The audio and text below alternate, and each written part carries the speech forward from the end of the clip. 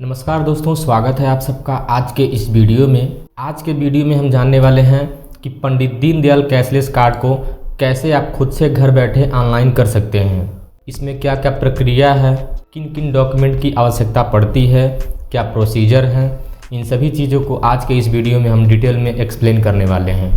तो फटाफट से वीडियो को लाइक कर दीजिए, चैनल को सब्सक्राइब कर दीजिए ताकि हमें भी मोटिवेशन मिलता रहे और हम इसी तरह के और भी कंटेंट आपके लिए लेके आते रहें। अगर वीडियो का कोई भी पार्ट स्किप कर देते हैं, उसके बाद आवेदन करते हैं, आवेदन में कोई भी गलत एंट्री हो जाती है तो आपका डीडीओ ऑफिस से अप्रूवल नहीं आएगा और आपका आवेदन निरस्त कर दिया जाएगा। तो वीडियो को शुरू से लेकर अंत तक स्टेप बाय स्टेप जरूर देखें। तो जैसा कि आप सभी को पता होगा कि जितने भी परमानेंट यानी कि अस्थायी कर्मचारी अधिकारी हैं उन सभी का पंडित दीनदयाल कैशलेस कार्ड बनाया जाना है, जिसमें 5 लाख रुपए तक का सालाना आप इलाज करवा सकते हैं। तो सबसे पहले हम बात कर लेते हैं कि इसमें किन किन डॉक्यूमेंट की आवश्यकता पड़ने वाली है। तो पंडित दीनदयाल कैशलेस कार्ड को ऑनलाइन करने के लिए आपको मुख्य रूप से 5 चीज़ों की आवश्यकता पड़ती है। सबसे पहला है आपका आधार कार्ड। आपके आधार कार्ड से जो मोबाइल नंबर रजिस्टर्ड है वो मोबाइल नंबर आपके पास होना चाहिए।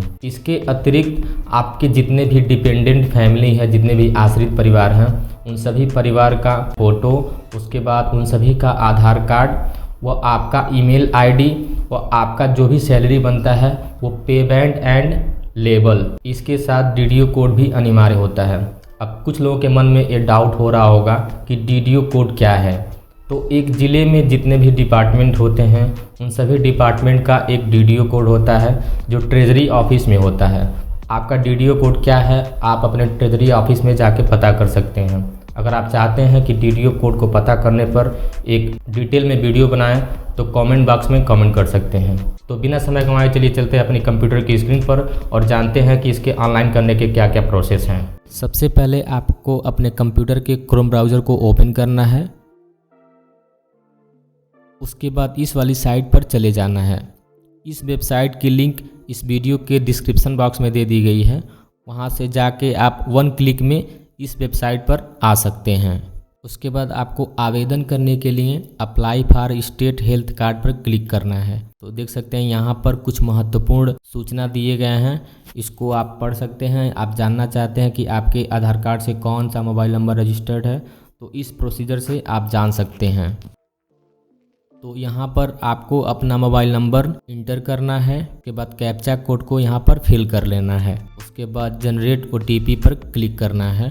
फिर आपके मोबाइल नंबर पर जो ओटीपी आया होगा उस ओटीपी को यहाँ पर इंटर करना है। उसके बाद चेक बॉक्स पर क्लिक करके सबमिट कर देना है। ये कुछ आवश्यक सूचना है, इसको आपको ध्यान से पढ़ लेना है। तो इसमें सबसे पहले आप देख सकते हैं apply for state health card लिखा हुआ है। कर्मचारी हैं या पेंशनर हैं, अगर आप पेंशनर हैं तो पेंशनर पर क्लिक करिए, अगर आप एम्प्लाई हैं तो एम्प्लाई पर क्लिक करना है। तो यहाँ पर एम्प्लाई का आवेदन हो रहा है तो हम इस पर क्लिक कर देते हैं। उसके बाद डिपार्टमेंट नेम को यहाँ पर सेलेक्ट कर लेना है। इसमें जितने भी डिपार्टमेंट होते हैं सभी डिपार्टमेंट के नेम दिए हुए हैं इसमें, तो हम इसको सेलेक्ट कर लेते हैं। उसके बाद ऑफिस डिस्ट्रिक्ट, जो आपका ऑफिस का ज़िला है उसको यहाँ पर सेलेक्ट कर लेना है। इसके बाद यहाँ पर डीडीओ कोड को इंटर करना है जिसके बारे में पहले बात कर चुके हैं। इसके बाद वर्तमान पदनाम, आपका डिजिग्नेशन क्या है उसको यहाँ पर सेलेक्ट कर लेना है। उसके बाद यहाँ पर पे बैंड एंड लेबल क्या है आपका, वो आपको यहाँ पर सेलेक्ट कर लेना है।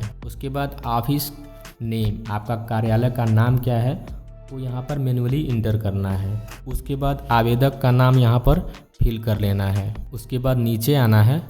आवेदक का नाम फिल करने के बाद यहाँ पर डेट ऑफ बर्थ सेलेक्ट कर लेना है। उसके बाद यहाँ पर रिटायरमेंट डेट को सेलेक्ट कर लेना है। उसके बाद जेंडर यहाँ पर चूज करना है। यहाँ पर आवेदक के पिता या पति का नाम इंटर करना है। मोबाइल नंबर ऑलरेडी फीडेड होगा, इसमें आपको कुछ नहीं करना है। फिर यहाँ पर ईमेल आईडी को इंटर करना है। उसके बाद एम्प्लाई के आधार नंबर को, उसके बाद एज पर आधार जो डिस्ट्रिक्ट है उसको सेलेक्ट कर लेना है। उसके बाद इसमें फुल एड्रेस को मैन्युअली फीड कर देना है।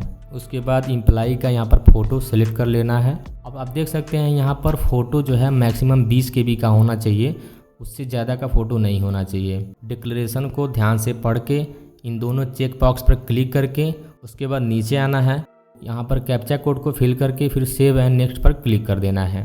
तो चलिए फटाफट से हम इस फॉर्म को फिलअप कर लेते हैं। तो सबसे पहले हम ऑफिस डिस्ट्रिक्ट को सिलेक्ट करते हैं, उसके बाद डीडीओ कोड को यहाँ पर इंटर कर देंगे। उसके बाद डिजिग्नेशन जो भी होगा उसमें सर्च करके उसको सेलेक्ट कर लेना है। तो जैसा कि पहले ही हम बता चुके हैं कि पे बैंड एंड लेवल आपके अपने विभाग के बड़े बाबू के ऑफिस में जाके आप पता कर सकते हैं। तो इनका जो भी पे बैंड है उसको हम यहाँ पर सेलेक्ट कर ले रहे हैं। उसके बाद ऑफिस नेम, यहाँ पर जो भी ऑफिस का नाम है उसको यहाँ पर मैन्युअली टाइप कर देना है।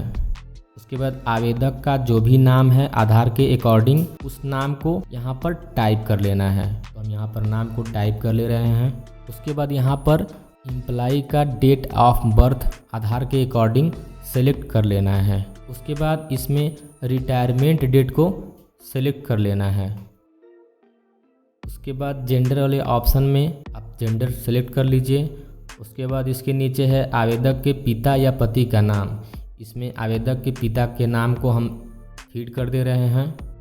उसके बाद नीचे है ईमेल आईडी, यहाँ पर उस एम्प्लॉय का ईमेल आईडी इंटर करना है। तो हम ईमेल आईडी को इंटर कर ले रहे हैं। उसके बाद एम्प्लॉय के आधार नंबर को यहाँ पर इंटर करना है। तो हम एम्प्लॉय के आधार नंबर को इंटर कर दे रहे हैं। उसके बाद एज पर आधार जो भी डिस्ट्रिक्ट है एम्प्लॉय का उसको यहाँ पर सेलेक्ट कर लेना है। उसके बाद फुल एड्रेस को यहाँ पर मैन्युअली कैपिटल लेटर में टाइप कर लेना है। इसमें टाइप करते समय आपको एक चीज़ का ध्यान रखना है कि इसमें कोई भी स्पेशल कैरेक्टर ना हो, नहीं तो आपका फॉर्म सबमिट नहीं होगा। तो हम इनके फुल एड्रेस को पिन कोड के साथ यहाँ पर फिल कर दे रहे हैं। उसके बाद यहाँ पर एम्प्लॉय का फ़ोटो सेलेक्ट कर लेना है। उसके बाद नीचे आना है, जो डिक्लेरेशन है उसको ध्यान से आपको पढ़ लेना है। उसके बाद चेक बॉक्स पर क्लिक कर देना है, इसको भी आपको पढ़ के चेक बॉक्स पर क्लिक कर देना है। उसके बाद कैप्चा कोड को यहाँ पर फिल कर देना है। हम कैप्चा कोड को फिल कर दे रहे हैं। उसके बाद सेव एंड नेक्स्ट पर क्लिक कर देना है। उसके बाद यहाँ पर एक नोटिफिकेशन शो होगा, उसको आपको पढ़ के फिर ओके कर देना है। तो आप देख सकते हैं रजिस्ट्रेशन हो चुका है। इसको आपको दोबारा से वेरीफाई कर लेना है। उसके बाद नीचे आना है। अब अगला स्टेप है डिपेंडेंट का। अगर आपके फैमिली में डिपेंडेंट हैं, आश्रित परिवार हैं, तो यहाँ पर आपको यस करना है। अगर आपके कोई आश्रित परिवार नहीं है तो आपको नो करना है। तो इसमें आश्रित परिवार है तो यस करके सेव एंड नेक्स्ट पर क्लिक कर देते हैं। अब आप देख सकते हैं कि आश्रित परिवार को जोड़ने का ऑप्शन आ चुका है।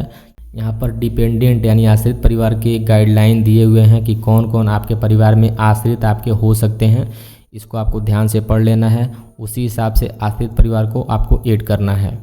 तो हम फटाफट से तो यहाँ पर एक आश्रित परिवार का नाम ऐड करके दिखा देते हैं। तो यहाँ पर सबसे पहले उनका नाम टाइप करेंगे। ये एम्प्लॉय के पिताजी हैं, तो सबसे पहले यहाँ पर उनका नाम डालना है। फिर उनके पिता का नाम, यहाँ पर जो भी आश्रित परिवार हैं उनके पिता का नाम यहाँ पर इंटर करना है। उसके बाद यहाँ पर डेट ऑफ बर्थ, जो भी आधार में इनका डेट ऑफ बर्थ है वो डेट ऑफ बर्थ यहाँ पर सेलेक्ट कर लेना है। उसके बाद मैरिटल स्टेटस, शादी का जो भी स्थिति है तो ये विवाहित हैं। यहाँ पर जेंडर सेलेक्ट कर लेना है। यहाँ पर आश्रित परिवार का, उस आश्रित परिवार का आधार नंबर इंटर करना है। उसके बाद यहाँ पर हैंडीकेप स्टेटस क्या है, अगर दिव्यांग हैं तो यस करना है, दिव्यांग नहीं है तो आपको नो करना है। यहाँ पर उनका एम्प्लॉय से क्या रिश्ता है इसको यहाँ पर सेलेक्ट कर लेना है। तो ये इनके पिताजी हैं तो यहाँ पर फादर सेलेक्ट कर लेना है। उसके बाद एम्प्लॉयमेंट स्टेटस में ये एम्प्लॉय नहीं है तो अनएम्प्लॉयड को चूज कर लेंगे।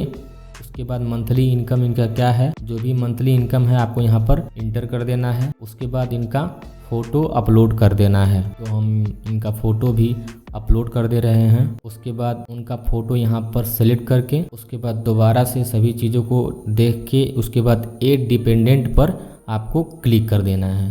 तो इस पर क्लिक करते ही देख सकते हैं उनका नाम यहाँ पर शो होने लगेगा। अगर कोई एंट्री, कोई डिटेल इनका गलत रहता है तो आप एडिट वाले ऑप्शन पर क्लिक करके एडिट कर सकते हैं। इनका जो भी डिटेल है उसको फिर से दोबारा अपडेट कर सकते हैं। तो इसी तरीके से इनके जितने भी आश्रित परिवार हैं एक एक करके सबको ऐड कर लेना है। तो हम फटाफट से सबको ऐड कर ले रहे हैं। उसके बाद आगे का प्रोसेस, कोई भी एंट्री करते समय आपको एक चीज़ का ध्यान रखना है, कोई भी टाइपिंग मिस्टेक नहीं होना चाहिए, कोई भी डिटेल गलत नहीं फीड होना चाहिए, सभी चीज़ों को ध्यान से आपको फीड करना है। तो आप देख सकते हैं कि जितने भी सदस्य जुड़ते जाएंगे वो नीचे ऐड होते जाएंगे। अब आप देख सकते हैं इनके ये लास्ट सदस्य हैं, इनको भी हम ऐड कर दे रहे हैं। उसके बाद इनका फ़ोटो अपलोड कर दे रहे हैं और ऐड डिपेंडेंट पर क्लिक करने के बाद देख सकते हैं सभी का डिटेल यहाँ पर फीड हो चुका है, सभी ऐड हो चुके हैं। अब अगर किसी का भी डेटा अगर गलत रहता है तो आप एडिट वाले ऑप्शन पर क्लिक करके एडिट कर सकते हैं। अगर सारी चीज़ें सही हैं उसके बाद आपको डिक्लेरेशन पढ़ लेना है, उसके बाद चेक बॉक्स पर क्लिक कर देना है, उसके बाद नेक्स्ट पर क्लिक करना है। उसके बाद इसको ध्यान से पढ़ के ओके कर देना है। तो देख सकते हैं यहाँ पर जो है आपका आवेदन सक्सेसफुल हो चुका है। अभी ये ड्राफ्ट में है, तो आपको इसको फॉरवर्ड करने के लिए सबमिट वाले ऑप्शन पर जो नीचे सबमिट है उस पर आपको क्लिक कर देना है, इसको ध्यान से पढ़ लेना है, उसके बाद ओके कर देना है। तो आप देख सकते हैं ये सबमिट हो चुका है, यहाँ पर फॉरवर्डेड शो होने लगा है। तो आपको यहाँ पर इसका एक प्रिंट भी ले लेना है। प्रिंट करने के लिए आपको प्रिंट वाले ऑप्शन पर क्लिक करना है। आप यहाँ देख सकते हैं डीडीओ द्वारा सत्यापित किए जाने के बाद आपको एक एसएमएस प्राप्त होगा, जिस लिंक पर क्लिक करके ई-केवाईसी आप खुद से करके कार्ड को डाउनलोड कर सकते हैं। अब आपने आवेदन कर लिया है, आवेदन सक्सेसफुली हो चुका है। अब उसका स्टेटस चेक करने के लिए चेक एप्लीकेशन स्टेटस पर क्लिक करना है।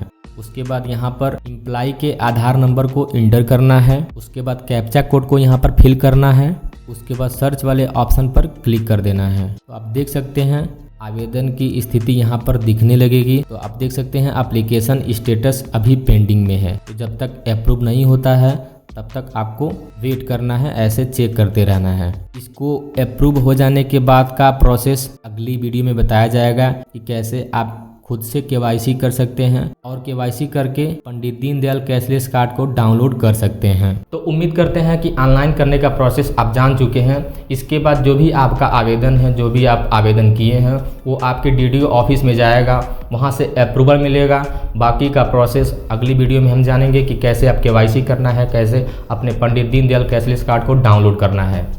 वीडियो का कोई भी पार्ट अगर आपको समझ में ना आया हो या फिर आपके मन में कोई भी डाउट हो तो आप कमेंट बॉक्स में कमेंट कर सकते हैं, हम सभी कमेंट का रिप्लाई करते हैं। तो उम्मीद करते हैं वीडियो आपको पसंद आया होगा। अगर वीडियो आपको पसंद आया हो तो लाइक करें, चैनल को सब्सक्राइब करें, वीडियो को शेयर करें। हम मिलते हैं नेक्स्ट वीडियो में एक नए टॉपिक के साथ, एक नए इन्फॉर्मेशन वीडियो के साथ। तब तक के लिए जय हिंद, वंदे मातरम।